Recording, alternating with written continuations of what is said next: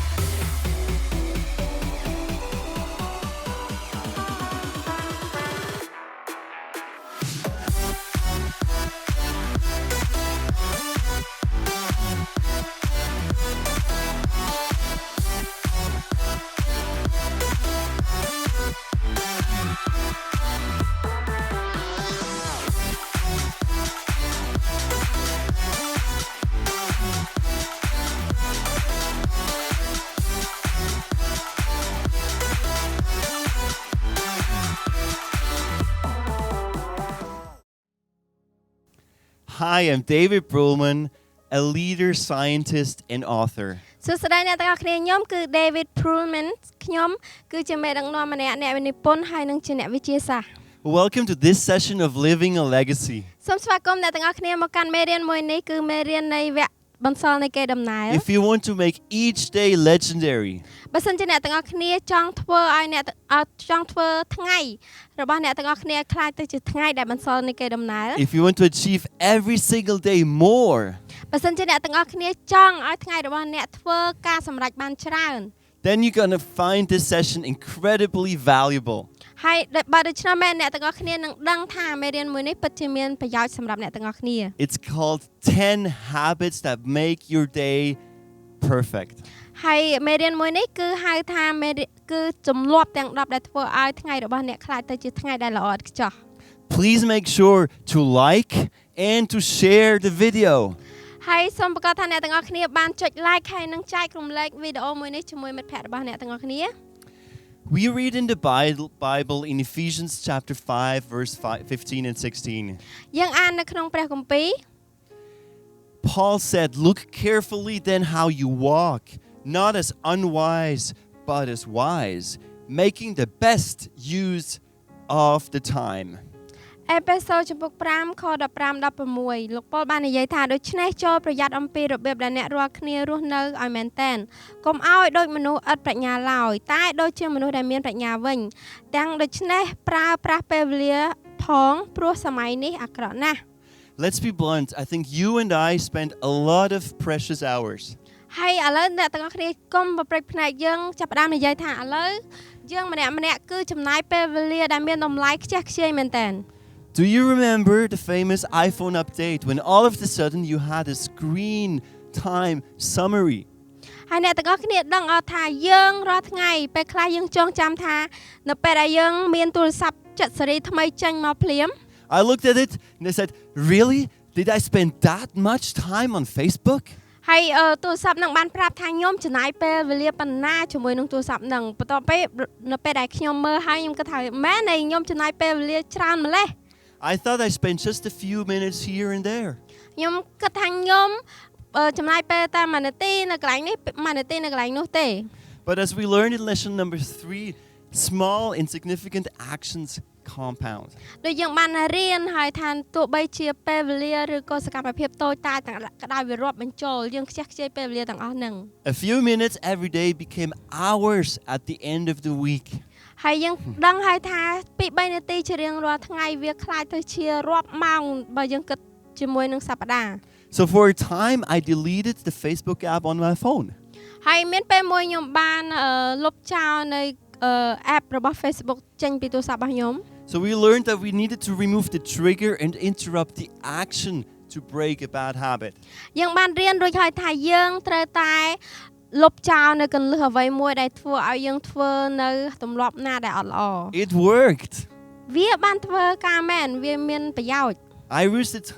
reduced the time I wasted on social media. ខ្ញុំបានកាត់បន្ថយរាល់អ្វីដែលខ្ញុំចំណាយពេលវេលាខ្ជះខ្ជាយរាល់នៅបណ្ដាញសង្គមទាំងអស់ Today, I will give you 10 habits that will make your day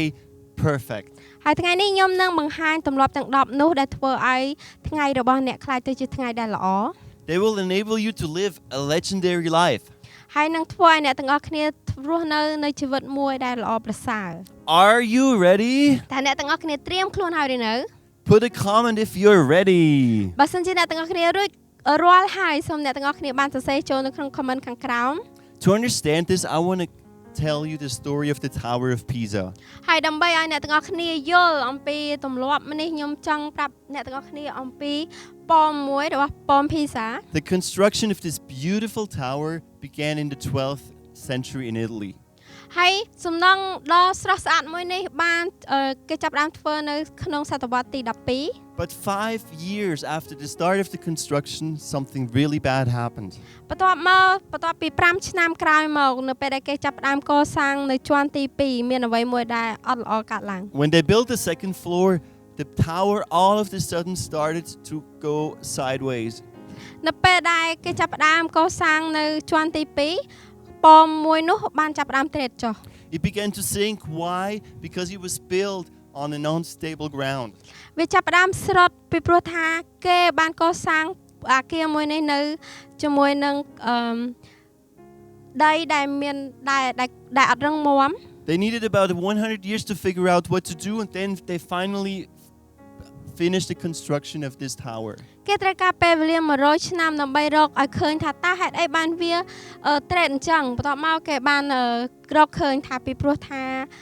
សំណង់ខាងក្រោមនឹងវាអត់រឹងមាំ When I visited Pisa, we could not go into the tower because of the danger that it would collapse. នៅពេលដែលខ្ញុំទៅលេងអាគារមួយនោះគេអត់ឲ្យខ្ញុំចូលទេដោយសារតែគេខ្លាចថាប៉មមួយហ្នឹងនឹងបាក់ស្រុតចុះមក So let's look now at the tallest building in the world. ហើយឥឡូវយើងចាប់ផ្ដើមមើលទៅអាគារមួយដែលខ្ពស់បំផុតនៅក្នុងពិភពលោក The Burj Khalifa in Dubai. ហើយនេះគឺជាប៉មមួយនៅក្នុងប្រទេសឌូបៃ Why is this 15 times taller skyscraper actually straight? ហើយហេតុអីបានជាប៉មមួយនេះអាគារមួយនេះវាមានកម្ពស់ខ្ពស់ជាងអាមួយនេះ15ដងប៉ុន្តែវានៅតែឈរមាំហើយត្រង់ល្អ Because it's built on solid foundations. ពីព្រោះថាវាកសាងមកនៅក្នុងគ្រឹះដែលរឹងមាំ Or why is Angkor Wat still straight? ហេតុអីបានជាប្រាសាទអង្គរវត្តនៅតែឈរមាំឬក៏នៅតែឈរឡើងត្រង់អញ្ចឹងណា Because it's built on solid foundations. ពីព្រោះថាគ្រឹះដ៏រឹងមាំ And to make your day perfect, you need to lay solid foundations. ដើម្បីឲ្យថ្ងៃរបស់អ្នកទាំងអស់គ្នាល្អឥតខ្ចោះអ្នកទាំងអស់គ្នាត្រូវតែរស់នៅក្នុងគ្រឹះមួយដែលរឹងមាំ So here are 10 habits that actually will enable you to lay those solid foundations and to make your day perfect. ហើយនេះគឺជាទម្លាប់ទាំង10ដែលបង្ហាញអ្នកទាំងអស់គ្នាដើម្បីឲ្យអ្នកទាំងអស់គ្នាមានទម្លាប់របស់ថ្ងៃរបស់អ្នកទាំងអស់គ្នាឲ្យល្អ If you implement these habits, you will achieve more in the next 6 months than you did last year. បើសិនជាអ្នកដាក់បញ្ចូលនៅទម្លាប់ទាំង10នេះនៅក្នុងជីវិតរបស់អ្នកទាំងអស់គ្នានឹងទទួលបានពេលវេលាតែ6ខែទេស្មើនឹងពេលវេលា1ឆ្នាំមុន Because it's what you do every single day that allows you to live a legendary life. ពីព្រោះថាអ្វីដែលអ្នកទាំងអស់គ្នាធ្វើជារៀងរាល់ថ្ងៃបានអនុញ្ញាតឲ្យអ្នកទាំងអស់គ្នារស់នៅជីវិតមួយដែលល្អអស្ចារ្យ So I divided the habits up in 3 different parts. ហើយខ្ញុំបានបែងចែកទៅទម្លាប់ទាំងអស់នោះជា3ផ្នែក It's what you do in the mornings, during the day, and then in the evening. គឺអ្វីដែលយើងធ្វើនៅពេលព្រឹកពេលថ្ងៃនិងពេលល្ងាច Are you guys ready for habit number 1? តើអ្នកទាំងអស់គ្នាត្រៀមខ្លួនរួចនៅសម្រាប់ទម្លាប់ទី We're going to look at the morning. 1ឥឡូវយើងមើលជាមួយនឹងទម្លាប់ពេលព្រឹក So what should we do in the morning? តើយើងនឹងធ្វើអីជាមួយនឹងទម្លាប់យើងនៅពេលព្រឹក Habit number 1, rise early. ទម្លាប់ទី1គឺក្រោកពីគេងឲ្យបានព្រលឹម Benjamin Franklin said the following: "The early morning has gold in its mouth." លោក Benjamin បាននិយាយថានៅពេលព្រឹកគឺមានសារៈសំខាន់ណាស់វាមានតម្លៃដូចជាមាសអញ្ចឹង The way you begin each day sets up the way you live the entire day. ហើយអ្វីដែលអ្នកទាំងអស់គ្នាចាប់ផ្ដើមថ្ងៃរបស់អ្នកទាំងអស់គ្នាគឺជារបៀបដែលអ្នកទាំងអស់គ្នាបញ្ចប់ឬក៏បន្តថ្ងៃទាំងមូល So you want to develop a morning routine. តើអ្នកទាំងអស់គ្នាចង់ដាក់ជាមួយនឹងទម្លាប់មួយនេះដែរឬទេ So you take at the time at the front end of your day to exercise, to spend time with God and to learn. អ្នកទាំងអស់គ្នាចាប់ផ្ដើមក្រោកពីគេងមកហើយយើងចាប់ផ្ដើមហាត់ប្រាណបន្ទាប់មកគឺយើងចំណាយពេលវេលាជាមួយព្រះជាម្ចាស់ឬក៏រៀនអ្វីមួយថ្មី And many successful people get up early. I've studied it. ហើយខ្ញុំបានរៀនហើយថាអ្នកជំនួញដែលមានភាពល្បីល្បាញឬក៏ជោគជ័យគេបានក្រោកពីគេងយ៉ាងព្រលឹម There seems to be something very special in the early morning hours. វាហាក់ដូចជាមានអ្វីមួយពិសេសនៅពេលដែលគេក្រោកពីព្រឹកអញ្ចឹងណា 2 years ago, I changed my life just a little bit. ហើយ2ឆ្នាំមុនខ្ញុំបានផ្លាស់ប្ដូរជីវិតរបស់ខ្ញុំបន្តិចទេ Instead of getting up at 6 in the morning, I get up at 5. ហើយជំនួសឲ្យក្រោកពីគេងនៅម៉ោង6ព្រឹកខ្ញុំបានក្រោកពីគេងម៉ោង5 And this changed the entire day and the entire life so much. ហើយគ្រាន់តែប៉ុណ្្នឹងគឺវាផ្លាស់ប្ដូរជីវិតរបស់ខ្ញុំយ៉ាងធំមែនតើឬក៏ផ្លាស់ប្ដូរថ្ងៃមួយយ៉ាងខ្លាំង My foundations became much more solid. ហើយគ្រឹះរបស់ខ្ញុំចាប់ផ្ដើមរឹងមាំច្រើនជាងមុន So now habit number 2. ឥឡូវទម្លាប់ទី2 In the morning, exercise. ពេលព្រឹកឡើងព្រលឹមឡើងយើងត្រូវការហាត់ប្រាណ One Sunday a few weeks ago, I did not exercise. ពី3សប្តាហ៍មុនមានព្រឹកមួយដែលខ្ញុំអត់បានហាត់ប្រាណសោះ And the entire morning, I was so tired, and actually, I did not do a whole lot. ហើយបន្ទាប់មកនៅពេលព្រឹកទាំងមូលហ្នឹងខ្ញុំគឺអស់កម្លាំងមែនតើហើយខ្ញុំអត់បានធ្វើការអីសម្រាប់បានច្រើនសោះ And as I found in my life, actually, science shows that exercise has a beneficial impact on our body. អ្នកវិទ្យាសាស្ត្របានបង្ហាញថានៅពេលដែលយើងហាត់ប្រាណនៅពេលព្រឹកបានធ្វើអ្វីមួយយ៉ាងល្អប្រសើរសម្រាប់រាងកាយរបស់យើង I recently read a very interesting book called Spark, the revolutionary new science of exercise and the brain.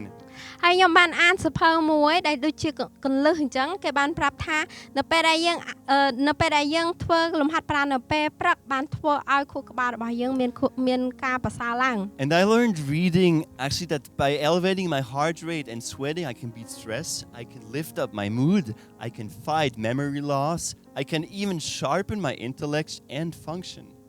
Can you slow a little bit? Yes, of course. I learned that by elevating my heart rate and sweating, I can beat stress. ខ្ញុំបានរៀនថានៅពេលដែលយើងបានបង្កើននៅចង្វាក់បេះដូងរបស់យើងបានយកឈ្នះនៅភាពតានតឹងទាំងឡាយ I lift up my mood. ហើយខ្ញុំបានធ្វើឲ្យអារម្មណ៍របស់ខ្ញុំវាកើនឡើងវាធូរស្រាល I fight memory loss. ហើយខ្ញុំបានយកឈ្នះជាមួយនឹងការផ្លិចបាត់ការចងចាំ Even sharpen my intellect. ហើយសូម្បីតែភាពឆ្លៀសវៃរបស់ខ្ញុំក៏វាមុតស្រួចជាងមុនដែរ And that's exactly what I experienced. ហើយនេះគឺជាអ្វីដែលខ្ញុំបានមានបទពិសោធន៍ Because aerobic exercise remodels our brains for peak performance. ពីព្រោះថាលំហាត់ប្រាណបានធ្វើឲ្យខួរក្បាលរបស់យើងមានការចងចាំល្អវាឆ្លាតជាងមុន And the author of the book tells an interesting story. ហើយអ្នកនិពន្ធសៀវភៅមួយនោះបាននិយាយអំពីរឿងមួយដែលគួរឲ្យចាប់អារម្មណ៍ In the Naperville High School in the suburbs of Chicago in the United States, ហើយនៅសហរដ្ឋអាមេរិកមានទីក្រុងមួយជាយក្រុង they suffered really poor education. They did not have good teachers and not enough money to have good education. ពួកគេរងគ្រោះមែនតើដោយសារតែពួកគេអត់អាចរកគ្រូដែលល្អបានហើយពួកគេអត់មានសម្ភារៈឬក៏លុយកាក់គ្រប់គ្រាន់ដើម្បីចំណាយទៅលើការរៀនសូត្រឲ្យល្អខ្លាំងជាងហ្នឹង And there was no way to hire better teachers. ហើយគេអត់មានមធ្យោបាយក្នុងការជួលគ្រូណាដែលមានបទពិសោធន៍ល្អឬក៏មានចំណេះដឹងជាងហ្នឹង What they did, they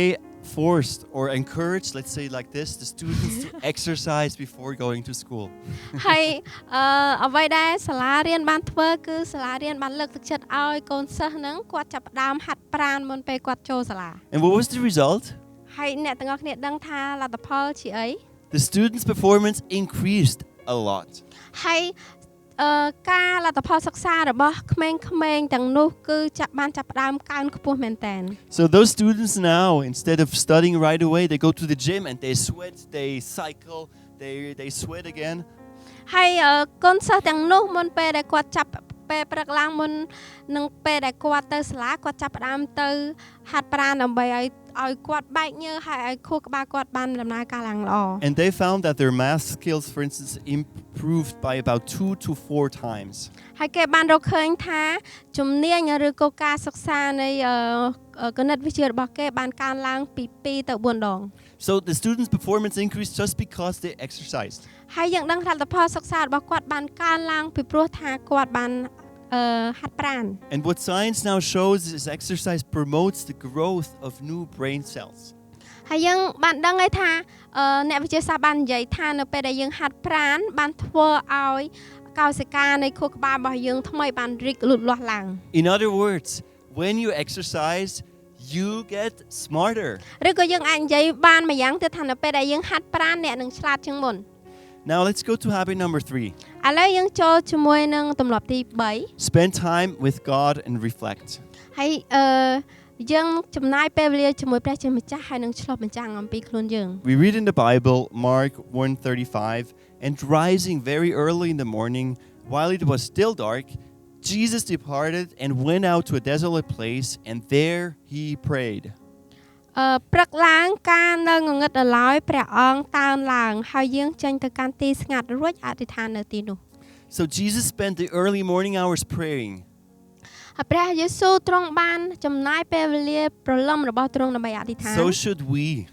តែយើងគួរតែអធិដ្ឋានដោយព្រះយេស៊ូវដែរទេ I start out the day praying, reading the Bible, ខ្ញុំបានអធិដ្ឋានហើយអានព្រះគម្ពីរ because I want God to speak into my life every single day. ពីព្រោះថាខ្ញុំចង់ឲ្យព្រះជាម្ចាស់មានព្រះបន្ទូលមកកាន់ខ្ញុំជារៀងរាល់ថ្ងៃ And I want to get wisdom and understanding from his word. ហើយពីព្រោះថាខ្ញុំក៏ចង់បាននៅប្រាជ្ញារបស់ទ្រង់ហើយដើម្បីយល់អំពីព្រះបន្ទូលរបស់ទ្រង់ Then I reflect, I write into my journal.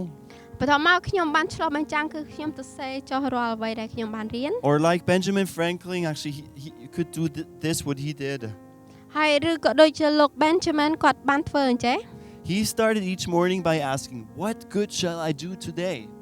គាត់ចាប់ផ្ដើមព្រឹកព្រលឹមរបស់គាត់ដោយសួរទៅព្រះជាម្ចាស់ថាតើខ្ញុំគួរធ្វើអីនៅថ្ងៃនេះ That's a very good question you can also ask when you start your day. ហើយនេះគឺជាសំណួរមួយយ៉ាងល្អអ្នកទាំងអស់គ្នាក៏អាចសួរបានដែរនៅពេលដែលអ្នកទាំងអស់គ្នាចាប់ផ្ដើមថ្ងៃរបស់អ្នក And now habit number 4, ឥឡូវជាមួយនឹងទម្លាប់ទី learn something new for 30 minutes. 4រៀនអ្វីដែលថ្មី10នាទីឬក៏30នាទី When we talked about the compound effect, we saw something really amazing. នៅពេលដែលយើងនិយាយថាសំបីតែទម្លាប់ឬក៏អ្វីដែលយើងធ្វើតូចតាចក៏វាបូកបញ្ចូលដែរ If you spend 30 minutes every day learning something, actually that adds up to about 1 month at the end of the year. នៅពេលដែលយើងចំណាយពេលរបស់យើង30នាទីរៀនអ្វីមួយដែលថ្មីជារៀងរាល់ថ្ងៃបន្ទាប់មកនៅក្នុង1ឆ្នាំយើងគិតមើលអ្វីដែលយើងសាច់ដែលយើងរៀននោះប្រហែលជា1ខែ So the time you generally work in 1 month. នេះគឺជាអ្វីដែលយើងរៀន1ខែពេញ And if you do that for many years, បើសិនបើអ្នកទាំងអស់គ្នាធ្វើដូច្នេះជារៀងជាច្រើនឆ្នាំ you're going to become better and you're going to become more successful. អ្នកទាំងអស់គ្នានឹងក្លាយជាម្នាក់ដែលប្រសើរជាងមុនហើយយើងនឹងជាម្នាក់ដែលជោគជ័យ What is going to happen is you're going to stand out. ហើយអ្វីដែលវានឹងកើតឡើងបើសិនបើយើងក្រោកឈរឡើងហើយយើងនឹងក្លាយទៅជាម្នាក់ដែលលេចធ្លោជាងគេ I have drastically increased the number of books I read every year. ហើយខ្ញុំបានបូកបញ្ចូលរាល់សៀវភៅទាំងអស់ដែលខ្ញុំអានជារៀងរាល់ឆ្នាំ Before installing this habit, I would read maybe 6 books a year. នៅមុនពេលដែលខ្ញុំអានសៀវភៅយ៉ាងច្រើននេះខ្ញុំបានដាក់នៅទម្លាប់ដែលខ្ញុំអានសៀវភៅប្រហែលជា6ក្បាលទេក្នុងមួយឆ្នាំ Now, because of this small switch, I have increased it not to 10, not to 20, not to 30, but to 40 books every year. ហើយឥឡូវសូម្បីតែដោយសារតែទម្លាប់ដែលខ្ញុំផ្លាស់ប្ដូរបន្តិចខ្ញុំមិនអានសៀវភៅ10ឬ20ក្បាលទេក្នុងមួយឆ្នាំខ្ញុំអានរហូតដល់40ក្បាលក្នុងមួយឆ្នាំ And you can do the same thing. ហើយអ្នកទាំងអស់គ្នាអាចធ្វើដូចគ្នា Because all it takes is just to say, okay, I want to learn 30 minutes every day. ឥឡូវអ្វីដែលអ្នកទាំងអស់គ្នាគួរតែធ្វើគឺគ្រាន់តែថាខ្ញុំនឹងរៀនអ្វីថ្មីមួយ30នាទីជារៀងរាល់ថ្ងៃ Now, habit number 5, do not use your phone the first 2 hours every day. ឥឡូវទម្លាប់ទី5កុំប្រើទូរស័ព្ទរបស់យើង2ម៉ោងរៀងរាល់ថ្ងៃណា What? Are you kidding me? Not using my phone? I can't. អ្នកចង់និយាយថាម៉េចអត់ឲ្យខ្ញុំប្រើទូរស័ព្ទហើយខ្ញុំអាចប្រើបានអត់អាចឈប់ប្រើវាបានទេ I'm gonna die. ខ្ញុំនឹងស្លាប់ហើយ Well, here's the killer. អាទូរស័ព្ទហ្នឹងវាដូចអ្នកសម្លាប់ចឹង What happens if you take your phone the first thing in the morning? ឥឡូវយើងធ្វើអ្វីបើសិនជាយើង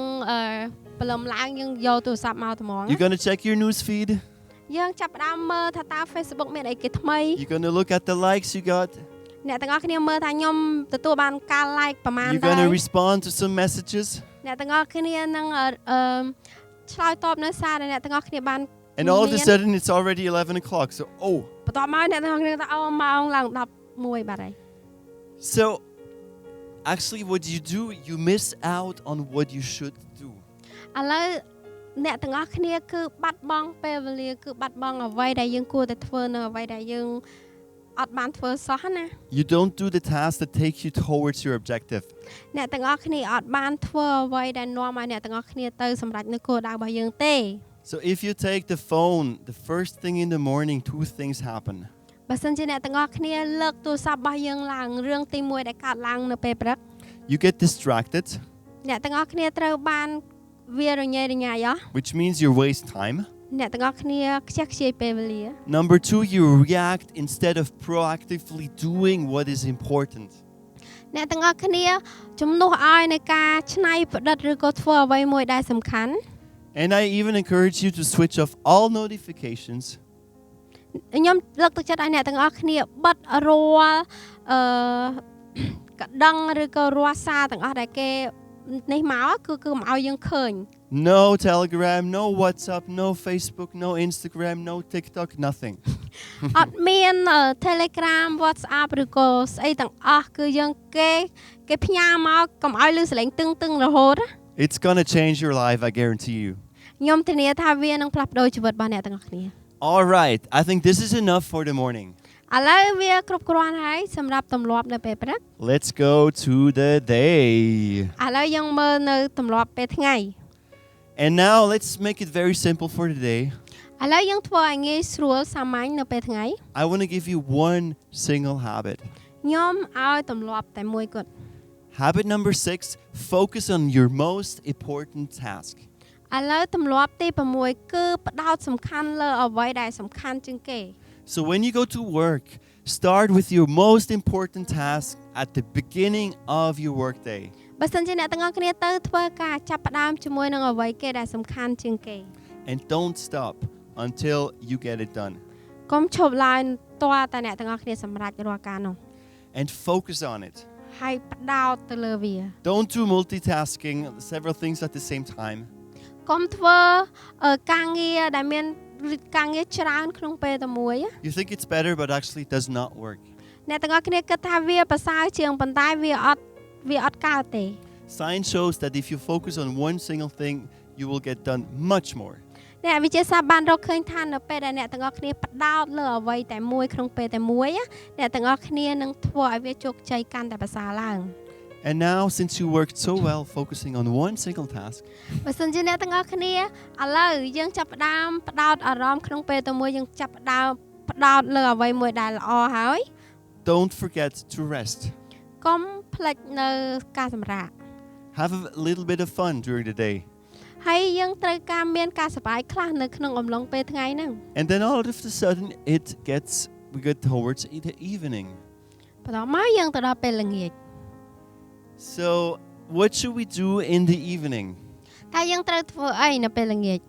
Habit number 7, schedule the following day. ទម្លាប់ទី7គឺយើងដាក់កាលវិភាគរបស់យើងសម្រាប់ថ្ងៃបន្ទាប់ So in the evening, I look at my schedule ហើយនៅក្នុងពេលល្ងាចឡើងខ្ញុំចាប់ផ្ដើមមើលនៅកាលវិភាគរបស់ខ្ញុំ and I look what I'm gonna do the next day. ហើយខ្ញុំនឹងមើលថាតើខ្ញុំនឹងធ្វើអីខ្លះនៅថ្ងៃបន្ទាប់ Schedule the most important task. ឥឡូវយើងចាប់ផ្ដើមដាក់នៅអ្វីដែលសំខាន់ជាងគេនៅក្នុង calendar របស់យើង Or do what I call the strategic time blocking. ឬក៏យើងថៅម្យ៉ាងបានទៀតថាយើងដាក់នៅពេលវេលាណាមួយដែលយើងកុំឲ្យមានអ្វីមកជ្រៀតចូលណា I put time for creativity. I put time to read. ហើយខ្ញុំបានដាក់នៅដូចជាអ្វីមួយដែលខ្ញុំចាប់ផ្ដើមច្នៃប្រឌិតឬក៏អ្វីមួយដែលខ្ញុំត្រូវអាន Time to exercise. ពេលវេលាសម្រាប់ហាត់ប្រាណ Family time. ពេលវេលាសម្រាប់គ្រួសារ Time with friends. ពេលវេលាសម្រាប់មិត្តភ័ក្តិ Time to relax. ពេលវេលាសម្រាប់សម្រាក Put it into your schedule. ដាក់នៅក្នុង schedule របស់អ្នកទាំងអស់គ្នា And I make a weekly schedule, so usually on Sunday for the following week. ហើយខ្ញុំបានធ្វើនៅកាលវិភាគរបស់ខ្ញុំសម្រាប់រាល់ពី3អាទិត្យម្ដង And then every evening I just look at the schedule and reflect, do I need to change something or not? បន្ទាប់មកជារៀងរាល់ថ្ងៃខ្ញុំមើលទៅកាលវិភាគរបស់ខ្ញុំថាតើខ្ញុំត្រូវការកែប្រែអីអត់ And now, are you ready for habit number 8? តើអ្នកទាំងអស់គ្នារួចរាល់ហើយនៅសម្រាប់ទម្លាប់ទី I'm gonna take our beloved phone again. 8ខ្ញុំចាប់ផ្ដើមលើកទូរស័ព្ទដែលគួរឲ្យស្រឡាញ់របស់ខ្ញុំម្ដងទៀតណា By the way, I'm not hating the phone. ប៉ុន្តែខ្ញុំសូមប្រាប់អ្នកទាំងអស់គ្នាខ្ញុំអត់បានស្អប់ទូរស័ព្ទទេ But you know, your phone is costing actually your success. ប៉ុន្តែអ្នកទាំងអស់គ្នាដឹងអត់ទូរស័ព្ទហ្នឹងគឺជាបញ្ហាដែលធ្វើឲ្យយើងទាំងអស់គ្នានឹងអត់មានជោគជ័យ And there is a much better way to use our phone. ហើយមានមធ្យោបាយច្រើនមែនតើដែលល្អប្រសើរដើម្បីឲ្យយើងប្រើទូរស័ព្ទបានល្អជាងហ្នឹង And now actually switch off your phone or your computer or your TV at least 1 hour before you go to bed. អ្នកទាំងអស់គ្នាអាចបិទសំឡេងទូរស័ព្ទឬក៏បិទទូរស័ព្ទតែម្ដង1ម៉ោងមុនពេលអ្នកទាំងអស់គ្នាចូលគេង But what? I want to check my Facebook feed before I want to go to bed and like the other post, right? ប៉ុន្តែមុនពេលខ្ញុំចូលគេងខ្ញុំតែងតែចង់បើកមើលទូរស័ព្ទរបស់ខ្ញុំចង់មើលថាគេផុសអីខ្លះឬក៏គេចូលចិត្តអីខ្លះនៅក្នុងរូបភាពរបស់ខ្ញុំ Are you crazy, David? Like, what happens if I don't answer the message right now? អ្នកទាំងDavid លោកឯងឈួនមែនអត់បើសិនជាខ្ញុំអត់ឆ្លើយតបនៅសាររបស់ខ្ញុំឥឡូវហ្នឹងណា You know what happens when you take your phone? អ្នកទាំងអស់គ្នាដឹងថាមានអីកើតឡើងអត់នៅពេលដែលយើង This ដកទូរ little ស័ព្ទ nice phone actually emits blue light. អ្នកទាំងអស់គ្នាដឹងអត់ថាទូរស័ព្ទមួយនេះដ៏ល្អនេះវាមានភ្លើងពណ៌ខៀវមួយ And this blue light interacts with the hormone level called its melatonin. ហើយ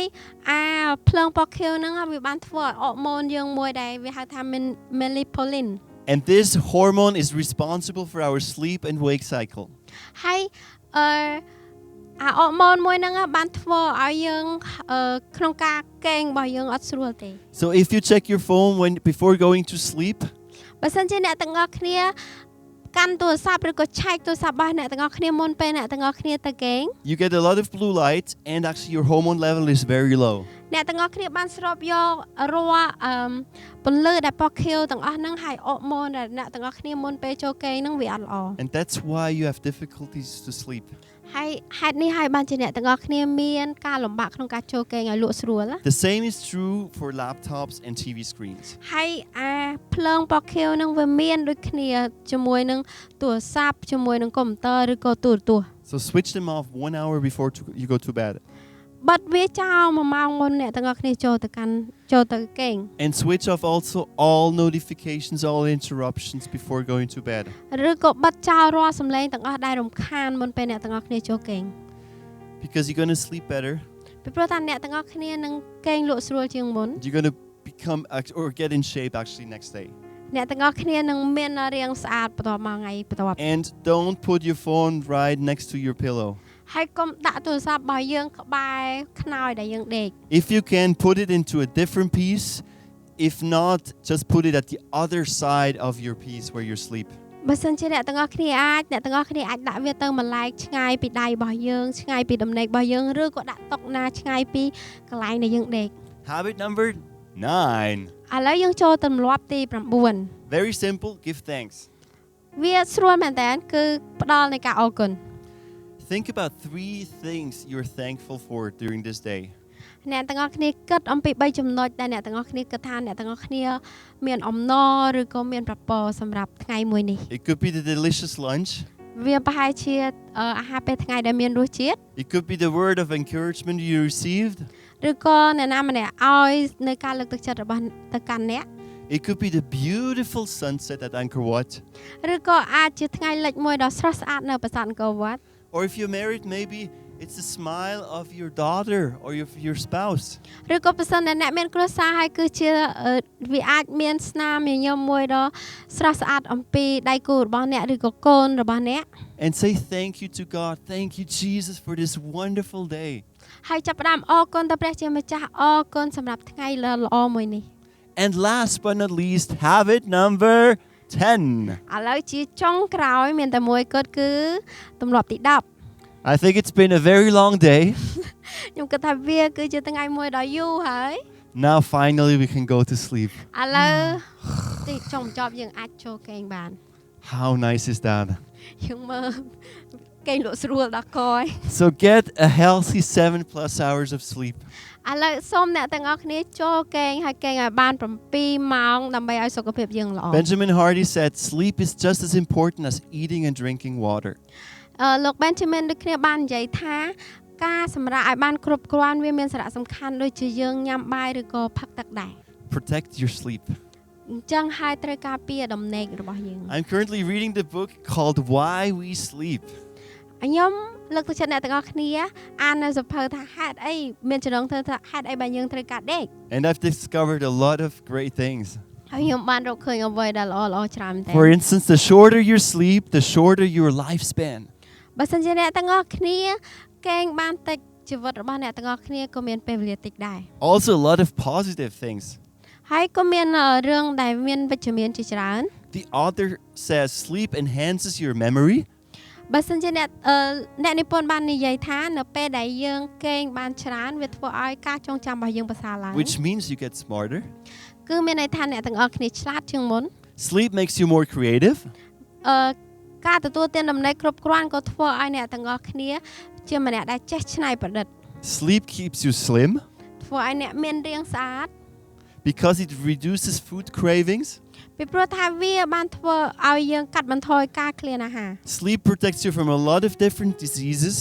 វាការពារយើងពីជំងឺយ៉ាងច្រើន including cancer, dementia. ដូចជាជំងឺមហារីកឬក៏ការបាត់ការចងចាំ It guards you from colds and the flu. វាការពារអ្នកទាំងអស់គ្នាអំពីការផ្ដាសាយឬក៏ក្តៅខ្លួន Sleep lowers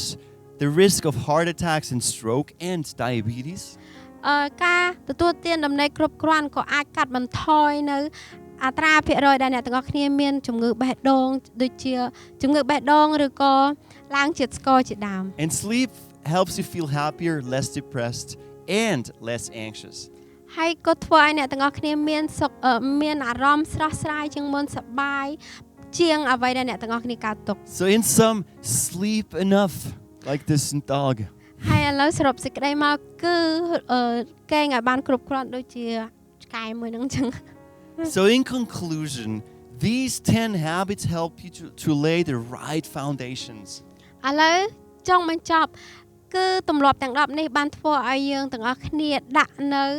គ្រឹះមួយយ៉ាងល្អត្រឹមត្រូវ To build such a tall building like in Dubai,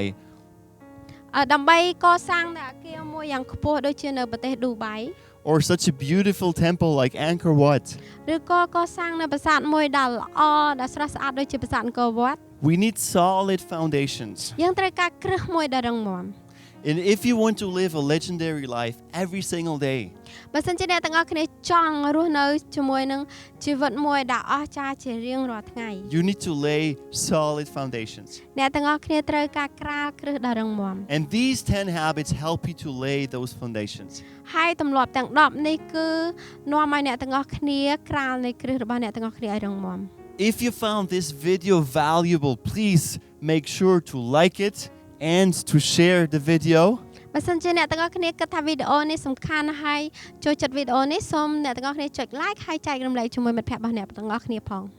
So we see you next week. Thank you so much for watching. ហើយជួបគ្នាសប្តាហ៍ក្រោយអរគុណច្រើនសម្រាប់ការមើលវីដេអូមួយនេះ Invite your friends too. ហើយអញ្ជើញមិត្តភ័ក្តិរបស់អ្នកទាំងអស់គ្នាផងសប្តាហ៍ក្រោយ And I'll see you in the next Living a Legacy session. ហើយជួបគ្នាជាមួយនឹងមេរៀនសប្តាហ៍ក្រោយ Be blessed, guys. ព្រះប្រទានពរ